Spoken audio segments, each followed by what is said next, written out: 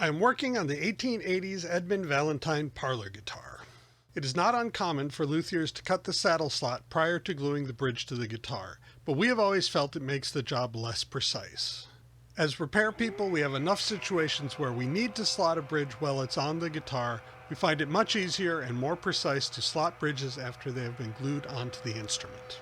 Our jig is quite simple, just a board with a hole and a couple of parallel fences, but by clamping it on carefully and tapping on the corners with a hammer to shift it just thousandths of an inch at a time, you can line it up extremely accurately.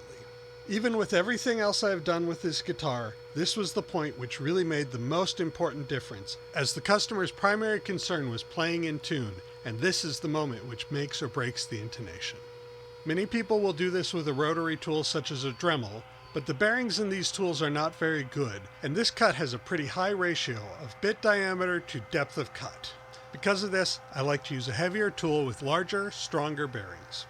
Among the many issues caused by previous repair attempts on this guitar, at some point the nut shelf was cut down well below the bottom edge of the fingerboard. It is impossible to truly repair this, but it can be improved by gluing in a new piece of mahogany which is trimmed and touched up.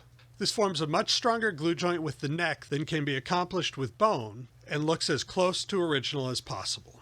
This was done before the new fingerboard was made. As always, we make new nuts from scratch, as we can make one at least as quickly as we can modify a pre-made nut to fit the guitar we are working on. We start by bringing them down to thickness with our Burns mini thickness sander, and then the radius and length are roughed in oversized. I mark the location of the two E strings 4 to 5/64 from the edge of the fingerboard and then lay out the rest of the strings. There are two basic methods of laying out strings. Either the center of the string can be equal spaced, or they can be proportionally spaced so the gap between strings will be equal. They both work fine, and I don't personally notice a big difference in the feel, but proportionally spaced looks better to most customers. Equal spacing is easily marked out with a set of dividers, and for proportional nuts I use the StewMax string spacing rule. Years ago we made a version of this tool, but this is much more convenient to use. The slots are started with a 10,000 saw and then widened and cut to depth with nut slotting files. I've been using these diamond files recently and am very fond of them. I do the initial work on the nut slots in a vise, but the final adjustments are done on the guitar as part of the final setup.